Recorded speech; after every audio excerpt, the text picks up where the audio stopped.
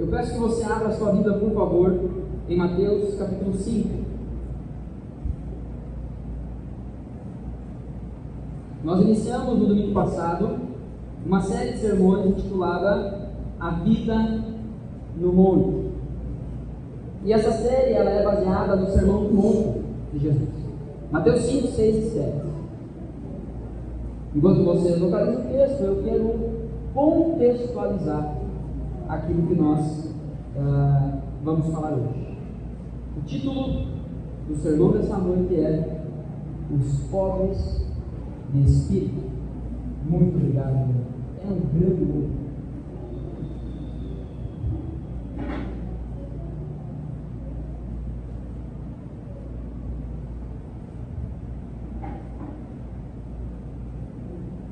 Ainda que a gente se refira ao texto, aos capítulos de Mateus 5, 6 e 7 como o Sermão do Monte, a maioria dos estudiosos encaram esses capítulos 5, 6 e 7 como um retiro, como um acampamento que Jesus fez com os seus discípulos. Estamos, portanto, diante de uma série de sermões de Jesus, uma coletânea de sermões de Jesus. Martin Lloyd-Jones, dos teólogos que escreveu a respeito do Sermão do Monte, e é um dos caras mais consultados, o material dele é um dos mais consultados a respeito do tema. Ele diz algo que eu concordo, e a minha esperança é que ao longo da série a gente possa todos concordar com isso. Nenhuma porção do Sermão do Monte pode ser realmente compreendida exceto à luz de sua totalidade. O que isso quer dizer? Que você não vai conseguir entender um versículo, uma perícope do Sermão do Monte, sem entender sobre o que é o Sermão do Monte, sem entender qual é o assunto que Jesus está tratando dentro do Sermão do Monte. Sendo assim, é necessário entendermos que o Sermão do Monte, ele foi pregado por Jesus para ensinarmos não somente o que fazer, mas o que ser.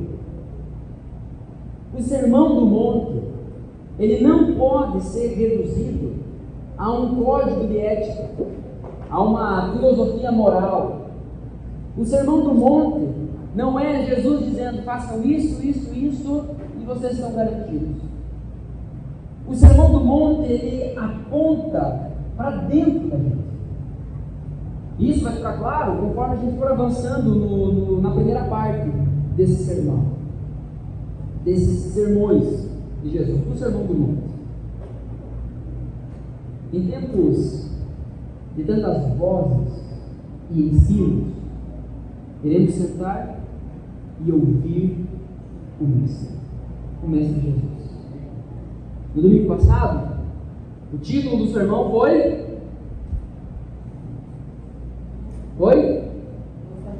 Ouça a Jesus. Ouça a Jesus. Nós meditamos nos versículos 1 e 2 de Mateus 5. E nos versículos 1 e 2 de Mateus 5 nós entendemos então que Jesus, ele faz 3 movimentos diante daquelas pessoas que estão ali caminhando com ele. Primeiro, Jesus ele viu as multidões, está lá no versículo 1. Segundo movimento, Jesus parou para as multidões, então ele subiu ao monte, ele assentou-se e esperou as pessoas se aproximarem dele. Em o terceiro movimento de Jesus, ele começou a ensiná-los dizendo. Jesus abriu a boca e disse. Jesus proferiu palavras, e isso é extremamente importante também. É extremamente importante porque Jesus podia muito bem ter como se fosse um sinal de protesto, ter parado a sua peregrinação, porque estava percorrendo as regiões, pregando as boas novas do reino. Ele podia ter simplesmente parado, cruzado os braços, sentado, e talvez a maioria das multidões ali teriam ido embora, porque a maioria estava atrás apenas dos milagres de Jesus, sem entender o que eram de fato esses milagres, que apontavam para a natureza de Jesus. Mas Jesus não faz isso. Ele não simplesmente para e muda a sua postura. Isso está dentro, com certeza. Mas o que Jesus faz? Ele abre a boca e fala. Se você tem alguma tradução da Bíblia um pouco mais antiga, Almeida Revista Corrigida, Almeida Revista Atualizada, você vai encontrar da seguinte maneira: Jesus falou-lhes dizendo. Ora, se falou, é dizendo. Mas a ênfase é justamente isso. No texto original, a ênfase é justamente essa, de Jesus abrindo a boca e falando, ensinando. E hoje nós vamos entrar, então, no ensino propriamente de Jesus. E nós precisamos estar atentos e ouvir o que Jesus tem a nos dizer. Na primeira parte desse maravilhoso ensino de Jesus, nós somos levados ao paradoxo da felicidade. O texto do versículo 3 até o versículo 12, essa será a primeira parte desse Sermão do Monte. Essa primeira parte nos mostra que felizes são os pobres. Olha, é difícil você encontrar alguém que não tem nenhum pila no bolso, sorrindo, alegre, faceiro. No versículo 4, nós somos apresentados à verdade de que bem-aventurados, felizes, são os que choram. Ora, como assim? Felizes são os que choram. Felizes são os humildes. Mas humildade não é visto como fraqueza. Felizes são os que têm fome e sede. Você é desconfortável? Como eu posso ser feliz assim? Felizes os misericordiosos, ou seja, aqueles que não dão o que o outro merece. Mas isso na boca do mundo é ser passado de bobo, é ser feito de trouxa. Felizes são os puros. Mas será mesmo? Porque a gente enxerga o mundo encontrando tantos prazeres na malícia, tantos prazeres num jeito diferente de fazer as coisas, e não com pureza. Bem-aventurados, felizes são os pacificadores, aqueles que lutam pela paz. Aqueles que, se for necessário, entram em guerra pela paz. Felizes os perseguidos. E o contexto de Jesus aqui é muito específico. É perseguição para a morte. Então imagina, eu chego, viu, Anderson, nem sabe, recebi um WhatsApp agora antes de vir para o culto. Um camarada que mora ali do outro lado da cidade dizendo que vai me pegar e vai me matar. Eu falo isso dando risada. Assim, é essa cara mesmo que eu fiz, alguma coisa não está batendo bem. É por isso que isso é apresentado para a gente como um aparente paradoxo. O que é um paradoxo? É aquilo que parece ser contraditório. E de fato isso parece. Parece ser contraditório. Afinal, o que é uma pessoa feliz? O que faz uma pessoa feliz? Responda essas perguntas na sua mente, por favor. Se você estava bem ligado, eu vou repetir. O que é uma pessoa feliz? O que faz uma pessoa feliz? O que tem uma pessoa feliz? Você é uma pessoa feliz? Sou feliz. A gente canta, a gente gosta dessa música. Mas será mesmo que esse é o brado da nossa alma? No mais profundo do nosso ser? A verdade é que a busca pela felicidade é inerente ao ser humano. Todos procuram felicidade. Você procura felicidade. E na maioria das vezes foge do sofrimento. É um instinto de proteção. A procura da felicidade é uma busca instintiva. Nós queremos ser felizes. Faz parte da gente. A busca pela felicidade, ela é intuitiva, porque nós desejamos a felicidade. Não é apenas um impulso que a gente busca algo bom para nós sem meditar sobre. Ela envolve o campo da intuição, da emoção. Eu gosto de me sentir feliz. Na verdade, Deus que colocou as emoções em mim, Ele me projetou com a capacidade de entender isso, de entender a felicidade, de entender a tristeza e de buscar a felicidade. Deus deseja que você seja feliz. Deus quer que você seja feliz. Só que a busca pela felicidade, ela não é só instintiva, ela não é só intuitiva, ela também é espiritual. Porque todos nós temos um buraco dentro da gente que a gente busca felicidade em alguma coisa que transcende aquilo que pode ser explicado. Ou você vai para o Evangelho, ou você vai para outras coisas. Mas a busca pela felicidade, ela é tão grande dentro da gente, ela é tão feroz dentro da gente, que as coisas desse mundo não são capazes de saciar. Eu vou citar algumas vezes o autor Martin Lloyd Jones. Eu posso depois mandar lá no grupo o link do livro, se alguém quiser comprar, enfim. Mas é justamente na busca pela felicidade que Satanás encontra uma brecha para nos distrair.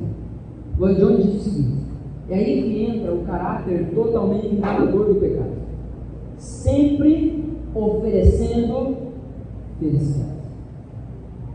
Você não vai olhar para o pecado e dizer assim: tem uma oportunidade ali, deu assim, ó, quebrar a cara, vou lá. Não, você não vai. Pelo menos se tiver ação, você não vai. Nós abraçamos o pecado porque ele nos engana de que aquilo que ele oferece é bom. Está vendo, Eva? Olha a beleza dessa fruta, olha a recompensa que você receberá. Vocês serão como Deus.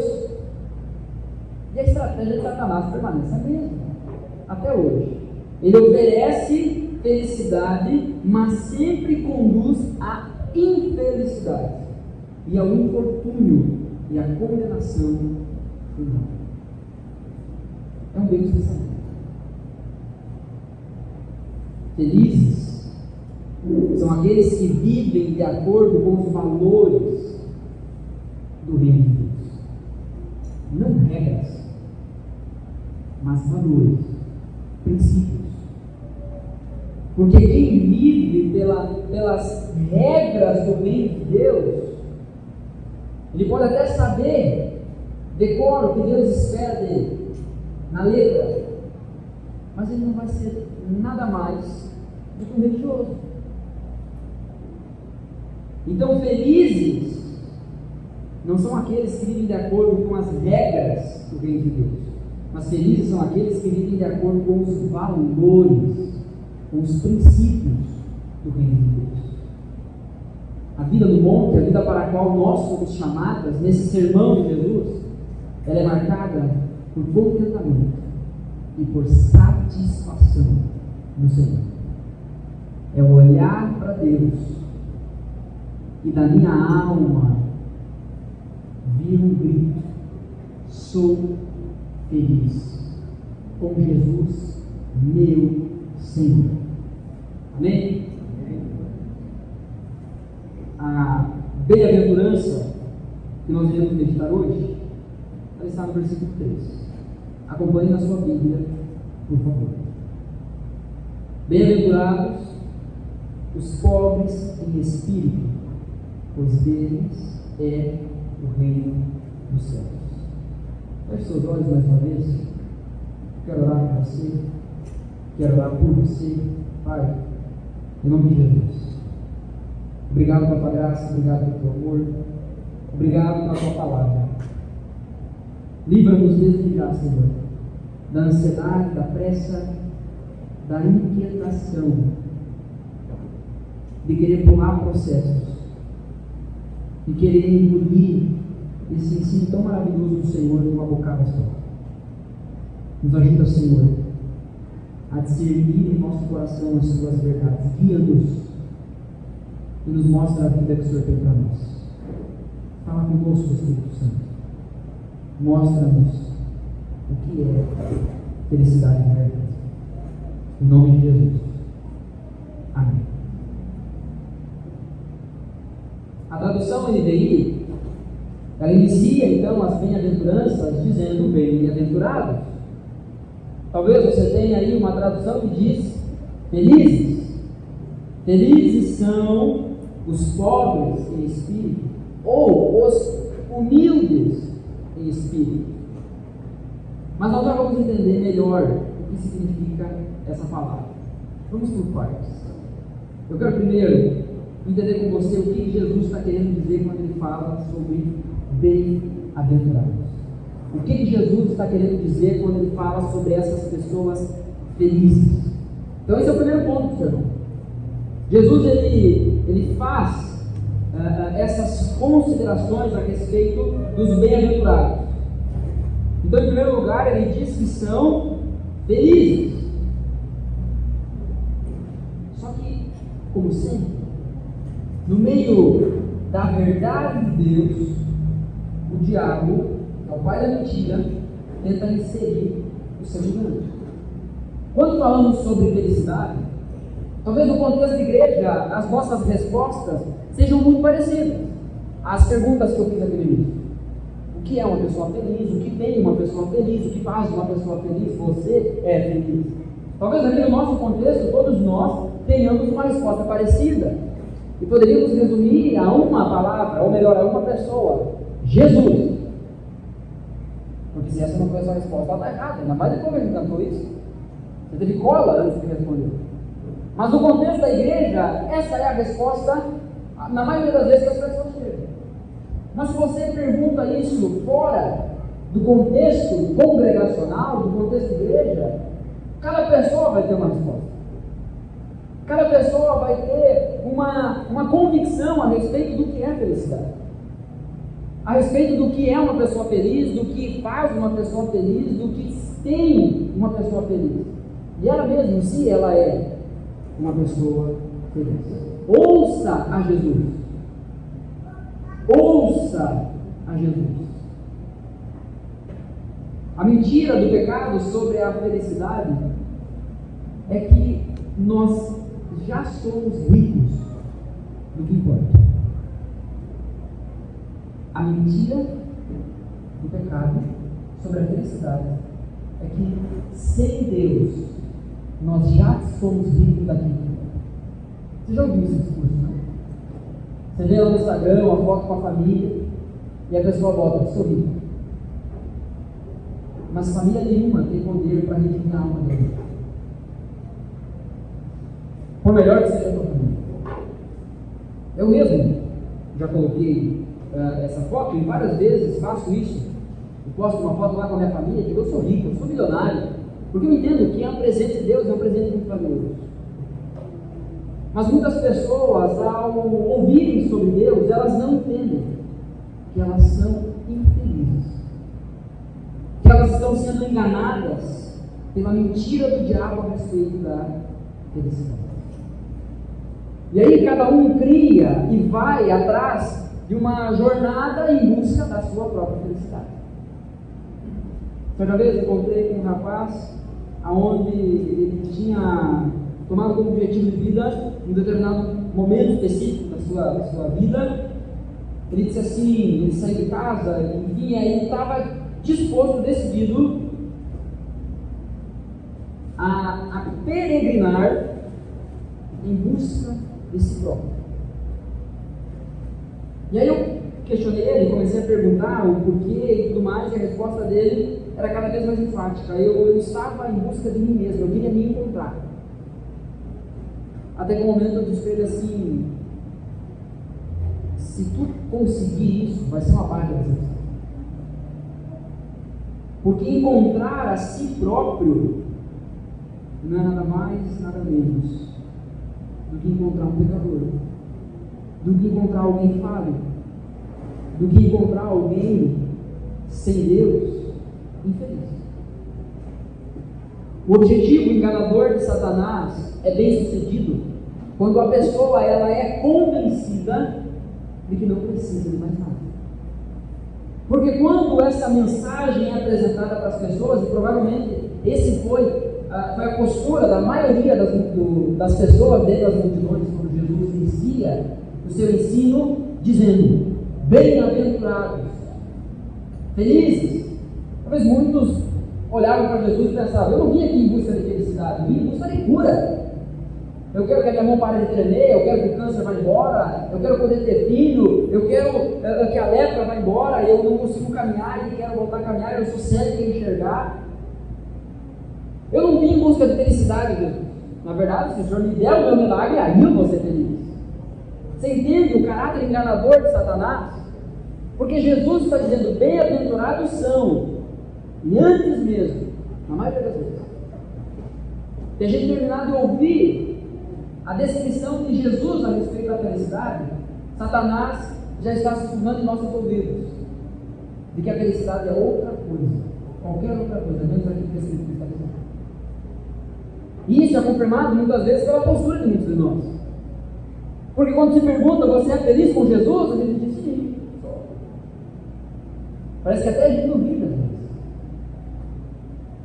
Mas nós devemos ser o povo mais alegre da terra. De novo, não é riso frouxo, eu já digo isso sempre.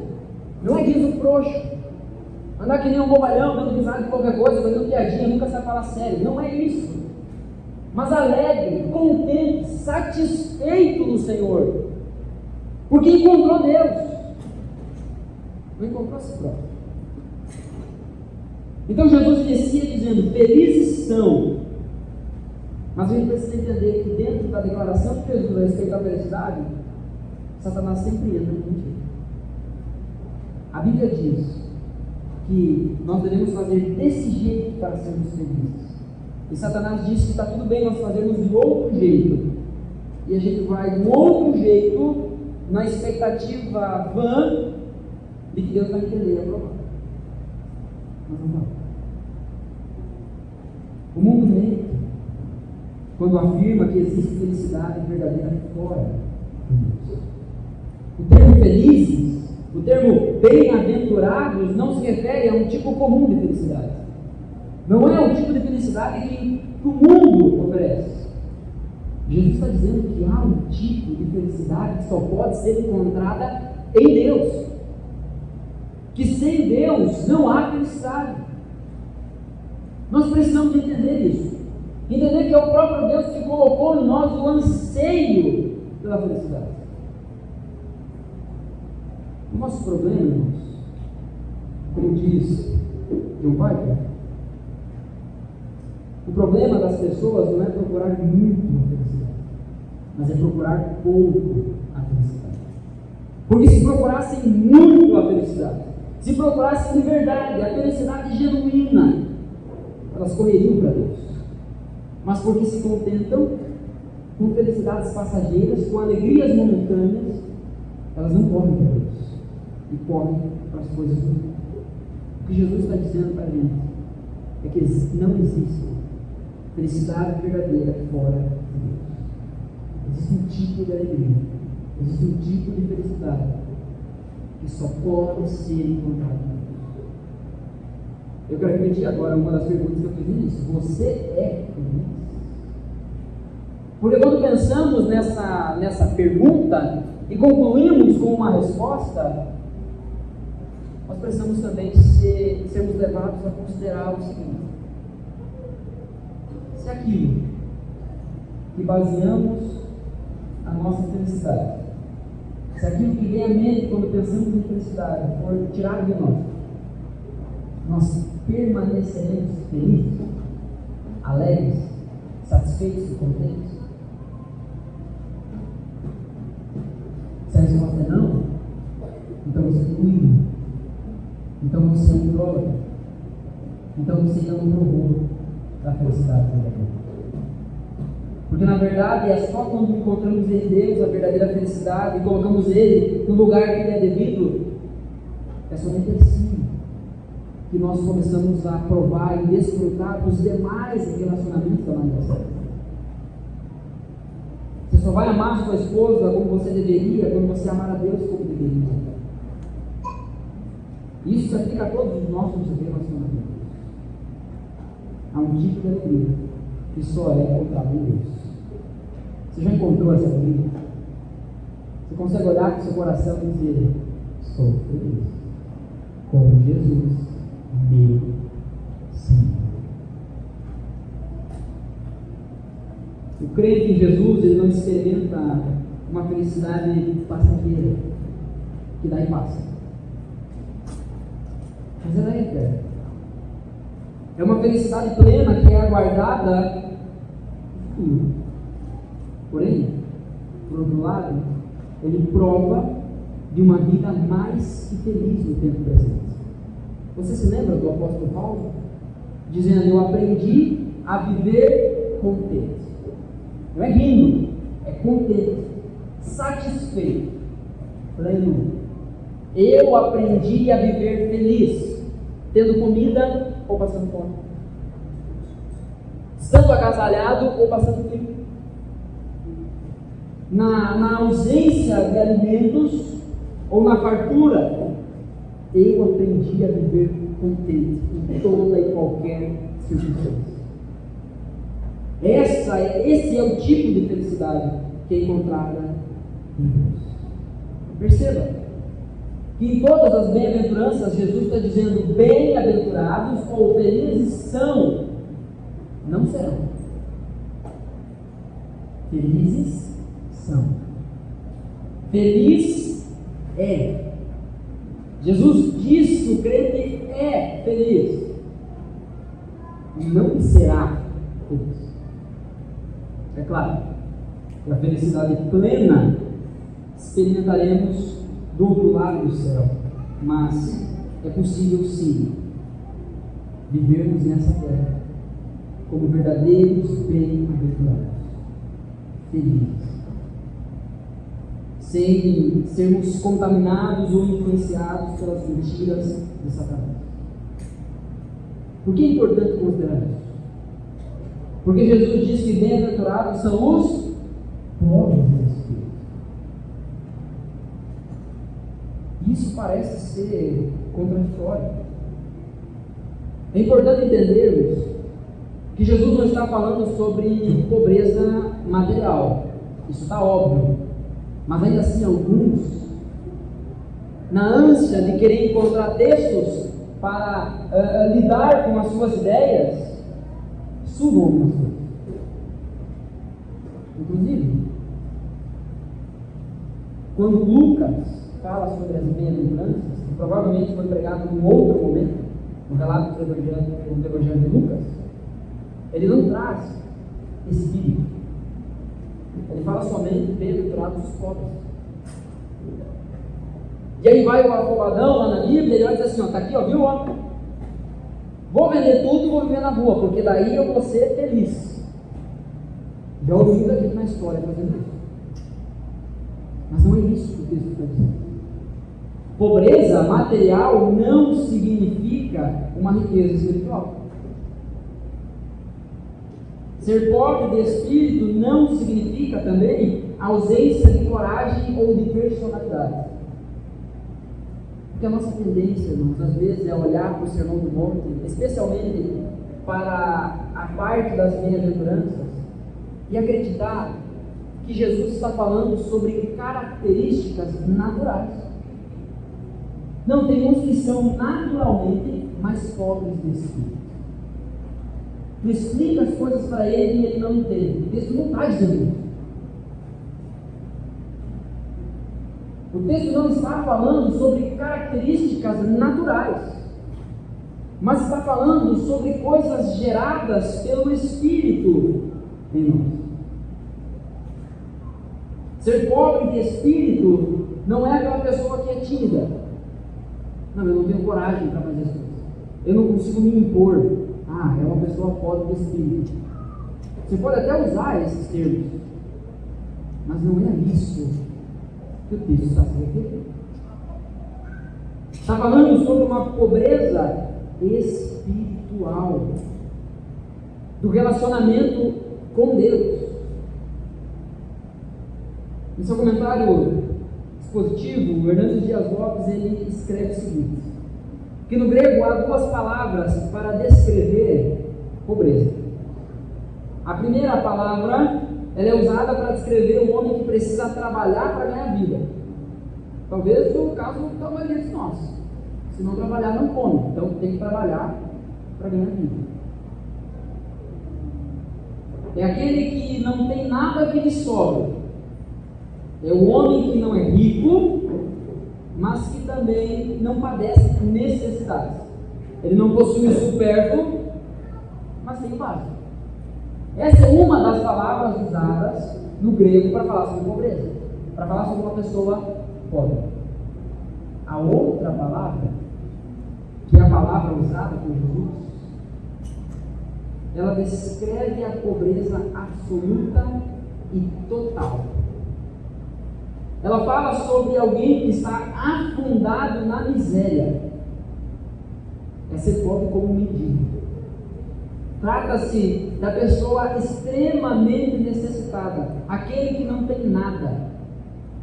O termo usado é tocos, significa que você é tão pobre, mas tão pobre, que precisa mendigar. Jesus tinha essas duas palavras no grego para usar. Não é que nem nos nossos dias, ou no português, por exemplo, que a gente fala manga. O que vem na tua cabeça? Se a tua calçada está suja, talvez você pense na mangueira. Se você está com fome, você pensa na manga fruta.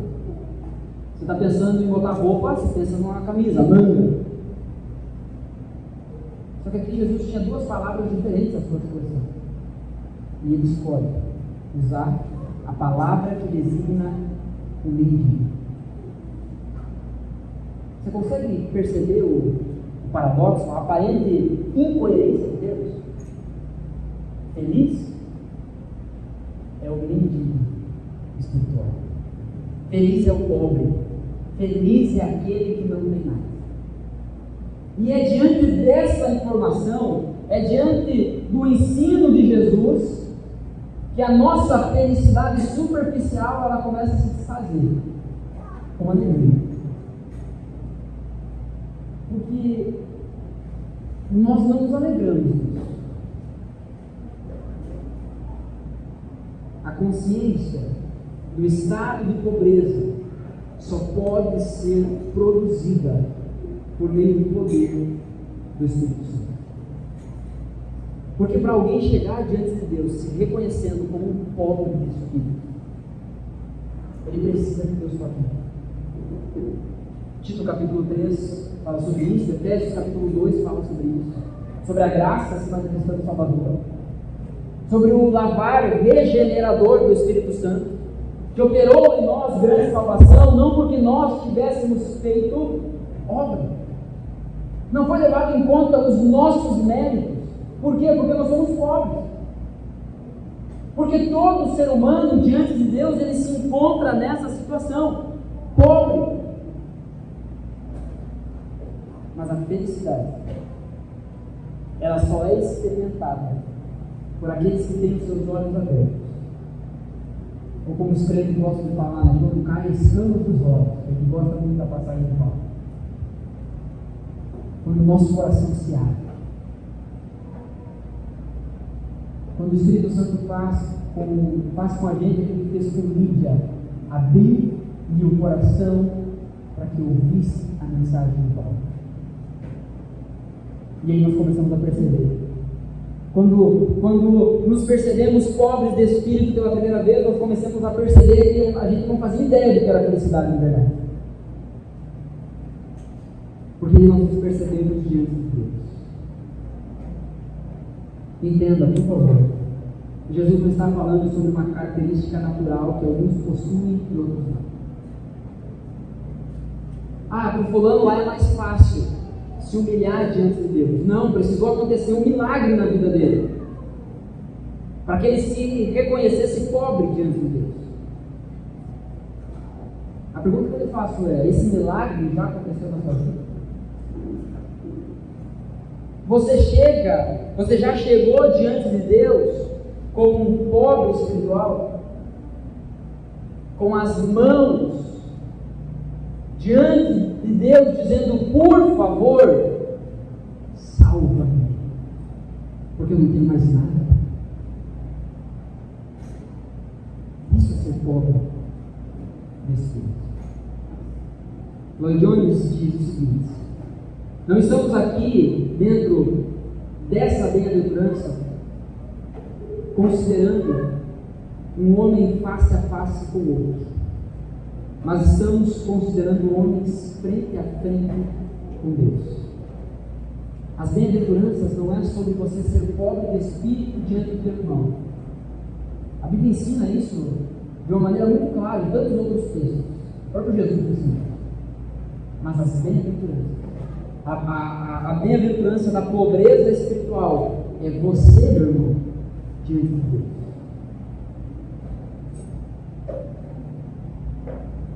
Se alguém, na presença de Deus, sentir alguma outra coisa qualquer, além da mais total penúria de espírito, isso apenas significará, em última análise, que tal pessoa nunca esteve na presença do Senhor. Se você afirma que chegou diante de Deus e não foi revelado a você a sua pobreza, não foi diante do Senhor nessa história. Você pode ter tido algum tipo de experiência transcendente, algo num nível de êxtase emocional, mas não foi Deus que botou a mão em você. Porque se sairmos da presença de Deus sem entendermos que somos pobres, cegos e nus, não foi diante do Senhor que sabe. Esse é o significado da primeira bem-aventurança. Ser pobre de espírito é sentir que nada somos, que nada temos e precisamos desesperadamente de Deus. Você já se sentiu assim? Você já olhou para dentro de si e se percebeu perdido, miserável? Porque é isso que é ser pobre de espírito. Eu não mencionei o segundo ponto, eu não disse, mas glória a Deus pela vida do Didi que está passando ali bem certinho. Terceiro e último lugar, Jesus fala que esses pobres de espírito eles são felizes porque eles serão confortados. E serão confortados com o quê? Com a promessa, pois dele é o reino dos céus. Deles é o reino dos céus. Tá, mas espera aí. Um pobre que não tem nada, a ele é dado o reino. Isso é completamente contrário do que o mundo ensina. É completamente contrário daquilo que o mundo tenta colocar dentro da nossa cabeça. É completamente contrário à forma como nós, muitas vezes, lidamos com a nossa vida.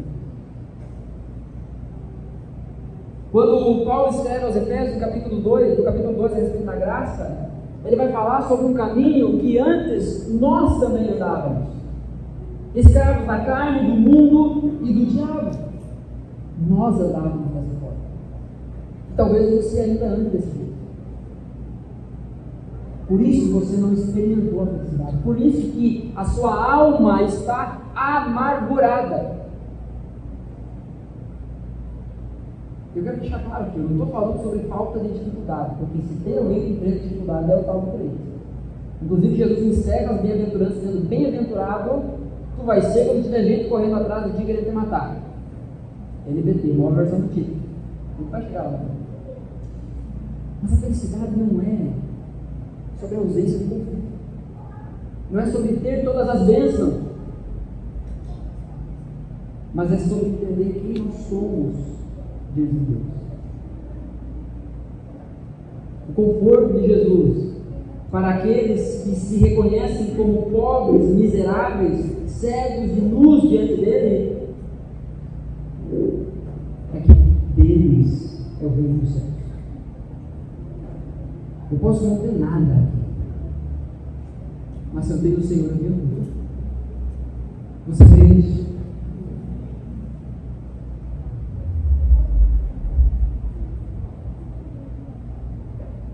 O crente mais pobre, mais miserável dessa terra, é mais rico naquilo que importa do que todos os crentes desse mundo.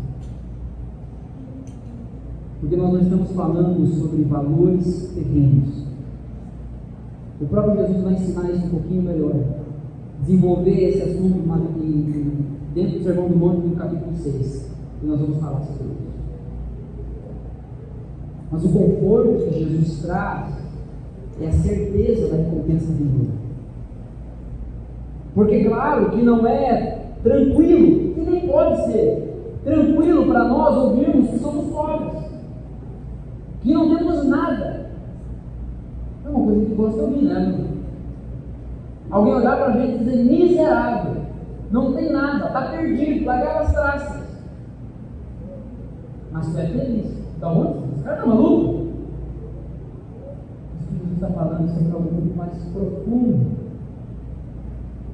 O que Jesus está falando é sobre algo que passa, que transcende essa terra. É a certeza da recompensa vindoura. É Paulo vivendo os seus últimos dias de tal forma que ele não se importava se iria perder a cabeça. Literalmente, no caso. E ele também não se importava que alguns estavam acusando ele de ter perdido a cabeça, metaforicamente, porque muitos acusavam Paulo de estar maluco, de ser louco. Porque ele orava pedindo para Deus sustento, e quando o sustento chegava, ele jejuava. Para agradecer a Deus pelo sustento que chegou. Maluco! Mas o que Jesus olha para esse cara e diz é: feliz, bem-aventurado, porque entendeu que não tem nada e que precisa somente. Ah, gente, se entendermos isso, como é que é o termo aquele que a gente gosta? Nos tornamos imparáveis. E o reino avança, avança e avança. Quem é capaz de parar um povo que não tem nem de perder o que tem, porque já entendeu que não tem nada? Mata, ele vive para sempre. Atira a pedra e ele diz: Pai, perdoa, eles não sabem o que estão fazendo. Xinga, prende. E esses malucos, os discípulos, depois saem dizendo, louvando a Deus: muito obrigado, Senhor, porque nos achaste dignos de sofrermos perseguição pelo nosso Senhor. Atos 4:20 é ruim, que eu vou deixar de falar aquilo que eu vi e ouvi do meu Senhor. É o apóstolo João, no fim de sua vida, dizendo: eu testemunho daquilo que eu vi, daquilo que eu ouvi, os meus ouvidos ouviram e as minhas mãos apalparam. Eu vi Deus, eu encontrei a Deus. É somente um coração que reconheceu a sua pobreza pode experimentar a verdadeira alegria. Então, sim, é possível provar da realidade do reino deste lado do céu, ainda que não completamente. E aí sim, as pessoas vão nos chamar de maluco, porque a gente vai estar chorando as nossas perdas, chorando as nossas doenças, lamentando as nossas dores com um sorriso no rosto, numa voz embargada de choro, dizendo: eu sei muito bem quem eu tenho crido. Se levantando depois, assim como Jó, com a boca no pó, cinza na cabeça, veste rasgada, dizendo: Deus deu, Deus tirou. Louvado seja o nome do Senhor. Feliz, bem-aventurado é um homem assim,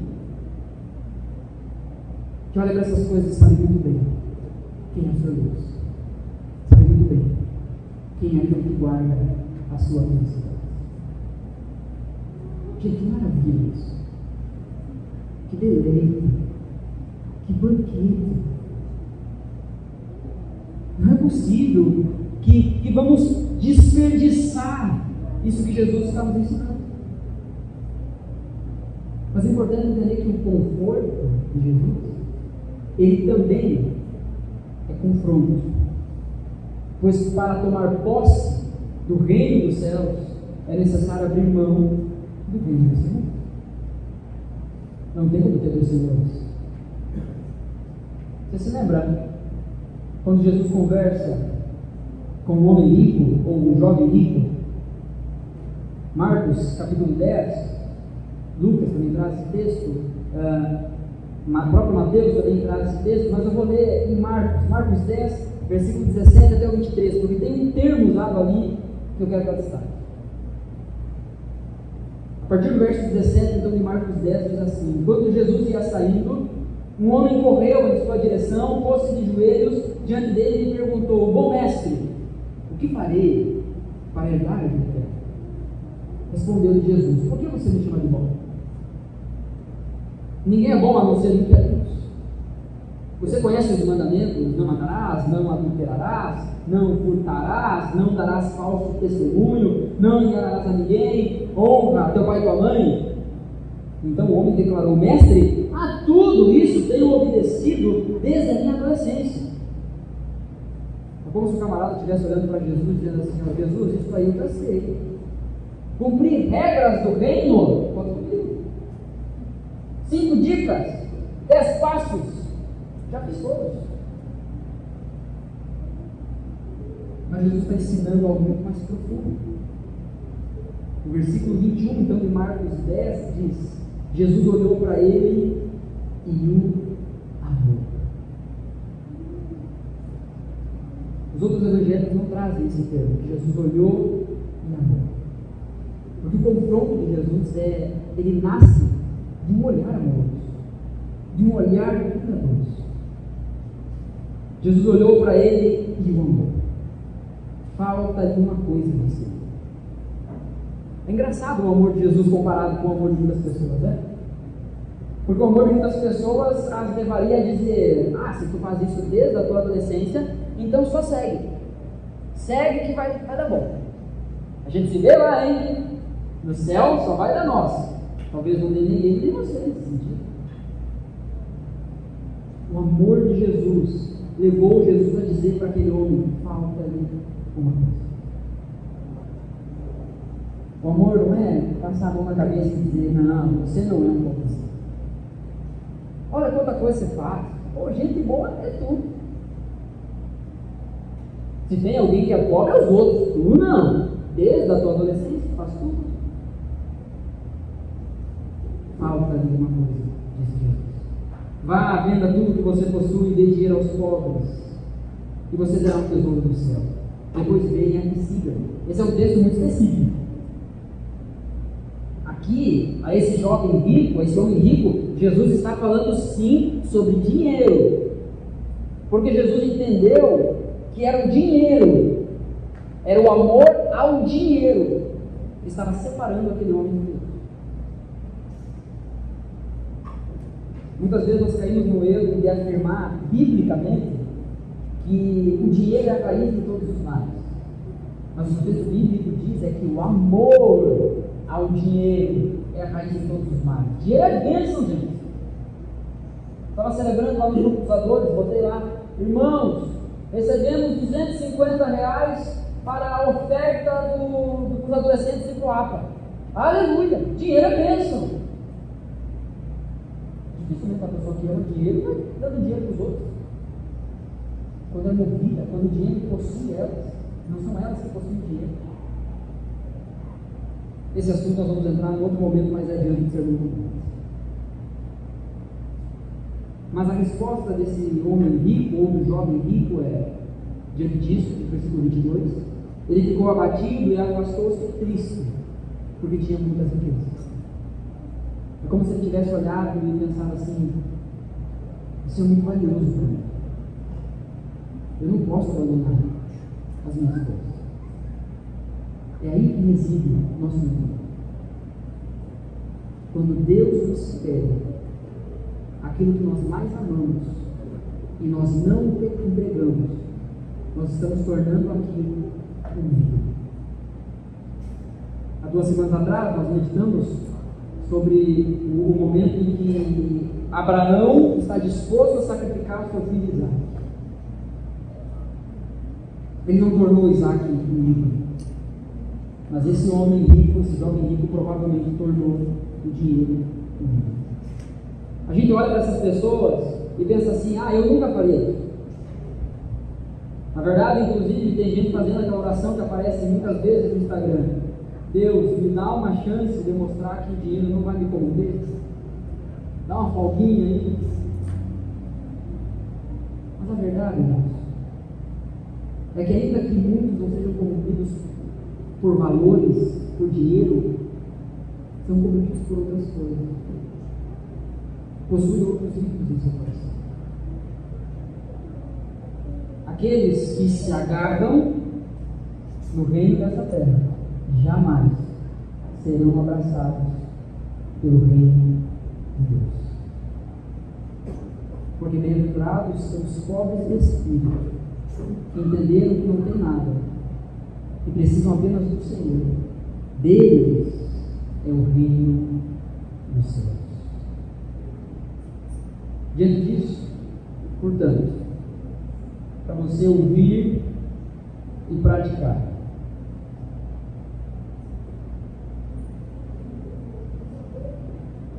devemos tirar os nossos olhos do espelho e olharmos para o céu.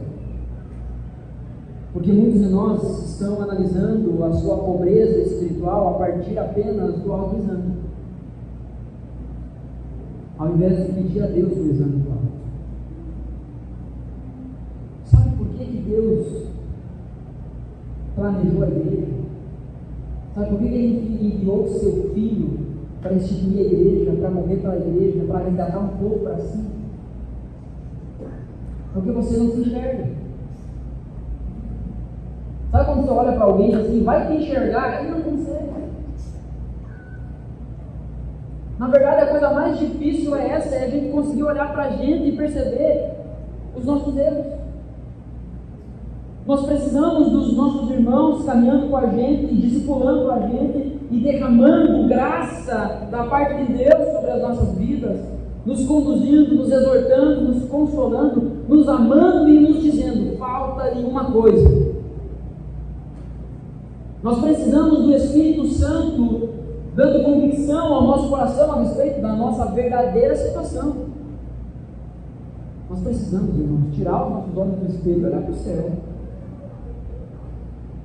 Spurgeon, escrevendo sobre as bem-aventuranças, ele diz que o primeiro ponto de contato entre a minha alma e Deus, entre eu e Deus, não é o que eu tenho, mas é o que eu não tenho. É eu chegando diante de Deus entendendo: eu não sou nada, eu sou pobre. Deus o livre, pastor, mas na madeira. Isso aqui não é madeira, eu acho. Faz diferença, não acredita nisso, né? Mas tem gente que não gosta nem desse discurso. Bem-aventurados são os pobres de espírito, porque deles é o reino dos céus. O primeiro contato entre nós e Deus é aquilo que nós não temos. É Deus olhando para nós e entregando seu Filho quando ainda éramos pecadores, quando ainda não tínhamos arrependimento em nós, quando ainda não havia fé em nós, quando ao invés de virarmos o rosto para Deus, nós virávamos o rosto para o mundo lado. Devemos parar de ouvir o mundo e ouvir o que Jesus está falando sobre a verdadeira felicidade. Há uma sequência lógica e espiritual nas bem-aventuranças. Mais uma vez, Spurgeon vai dizer que nenhum homem se lamenta diante de Deus, ao menos que seja pobre de espírito. Você está com sua vida aberta, né? Não fechou o texto. Qual que é a próxima bem-aventurança? Bem-aventurados os que choram. Mas ele nunca vai chorar, ele nunca vai se lamentar diante de Deus, ao menos que entenda que ele é pobre em espírito. Nem tampouco ele vai ser manso ou humilde para com os outros, se não tiver uma opinião humilde de si mesmo, uma opinião equilibrada acerca de si mesmo. A fome e a sede de justiça não são possíveis para aqueles que têm uma alta opinião de sua própria excelência. E a misericórdia, para com aqueles que ofendem, é uma graça muito difícil para aqueles que não são conscientes da sua própria necessidade espiritual. É claro que eu vou ter dificuldade em ser misericordioso com o meu irmão, porque nem eu entendi que eu preciso desesperadamente de misericórdia. É claro que eu sei muito bem a respeito das regras do reino, porque eu ainda não entendi que não é sobre regras, mas são sobre valores, sobre princípios que Jesus nos traz. É mais do que fazer, mas antes de fazer, é ser feliz com Jesus. Sendo assim, meu irmão, minha irmã, peça a Deus para que você seja tornado vazio de si e cheio dele. Não é que você se torne, porque não é uma característica natural. Você não consegue fazer isso. Deus precisa fazer isso. Portanto, peça a Deus. Ó Deus, me torne vazio de mim, cheio de ti. Ore a Deus, clame a Ele para que Ele crie convicção em seu coração a respeito de sua miséria. Não adianta você sair daqui dizendo verdade, sou pobre, verdade, não tenho nada disso, preciso de Deus. E aí amanhã, segunda-feira, você já levanta isso aí, Deus ajuda quem está de madruga. Mesmo sem querer, você já está vivendo uma vida na força do seu próprio braço. Não estou dizendo que não deve ter esforço, trabalho, nada disso.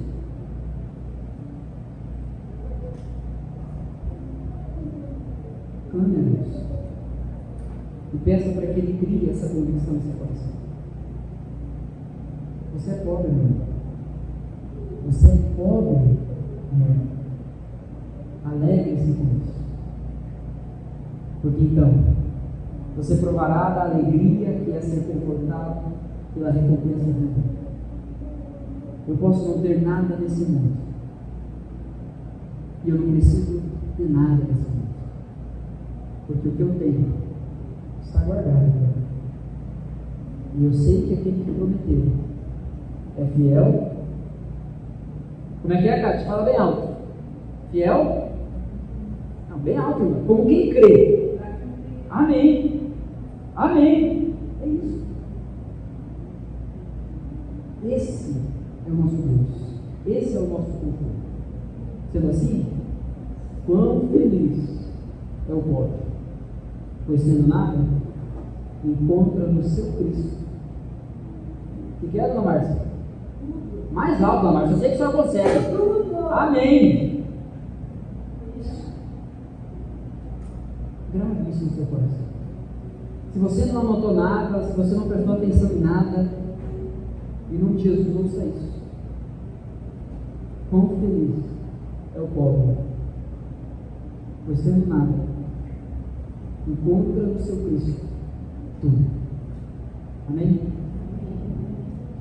Pare de olhar para você. Olhe para o céu. E veja Deus transformar as suas alegrias passageiras numa verdadeira bem-aventurança. Amém? Coloque-se em pé. Nós vamos cantar. E nós vamos cantar uma oração. E essa oração, ela fala sobre essa postura de espírito. Essa oração, Márcio, ela fala sobre um reconhecimento de que eu não sou nada. É sobre a consciência de que eu preciso chegar diante de Deus olhando para Ele e eu preciso somente dEle. Então, meus irmãos, em nome de Jesus, eu gostaria de convidar você a mais do que cantar essa música, mas que você orasse essa música. Essa música fala sobre decisão. Eu vou roubar aqui a introdução do isso. Mas essa música ela fala sobre você olhar para a cruz e ir para a cruz. Não fica parado. Fala sobre você entender que é pobre de espírito e se prostrar diante de Deus como pobre de espírito. E não fica parado. É você olhar para a obra de Cristo e se juntar à obra dele. E não ficar admirando de longe. É sobre você entender que você é pobre, que você é nu e pelas suas próprias forças, que já não podia fazer nada. Largado na sarjeta.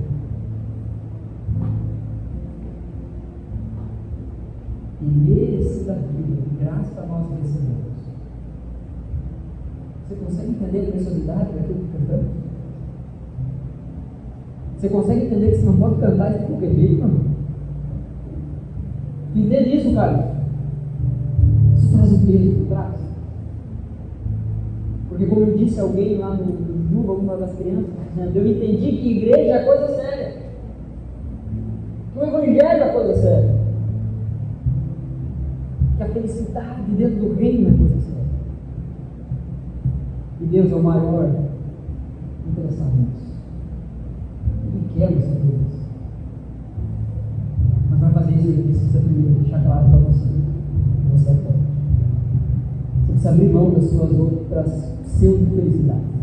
As suas felicidades de mentira, passageiras. Porque ele quer colocar em você algo que talvez você ainda não espere. Ou talvez algo que você sabe mais ou menos como é a aparência, você conhece o cheiro, mas você já não lembra mais o gosto. Você já não sabe mais o que é ter a sua alma se deleitando na felicidade que há em Jesus.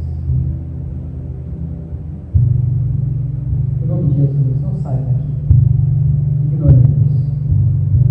Ouça a Jesus. Bem-aventurados são os pobres, porque deles é o reino dos céus.